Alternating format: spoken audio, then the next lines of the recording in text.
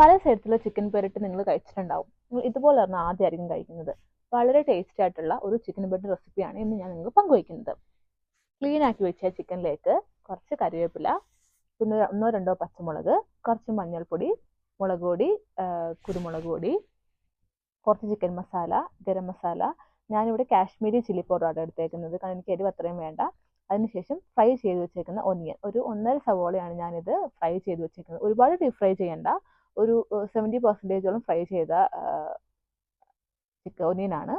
അതിനുശേഷം ഞാൻ ഒരു 5 അല്ലി വെളുത്തുള്ളിയും ഒരു കഷ്ണം ഇഞ്ചിയും ചതച്ച് ആഡ് ചെയ്യുന്നുണ്ട്. എസ്പെഷ്യലി ചതച്ച് ആഡ് ചെയ്യാൻ നോക്കുക, അപ്പോൾ അതിനാണ് കുറച്ചും കൂടി ടേസ്റ്റ് വരുന്നത്. അതിനുശേഷം ആവശ്യത്തിന് ഉപ്പും കൂടി ചേർത്തതിന് ശേഷം ഇത് ഒരു 20 മിനിറ്റ്സ് മിക്സ് ചെയ്ത് റെസ്റ്റ് ചെയ്യാൻ വെക്കുക. അതിനുശേഷം ഒരു പാത്രത്തിൽ ഇത് ഇടുക. എണ്ണ ഒഴിക്കേണ്ട ആവശ്യമില്ല, കാരണം നമ്മൾ ഒന്നിന് ഫ്രൈ ചെയ്ത എണ്ണ അതിനകത്ത് നിന്ന് ഓൾറെഡി വരും.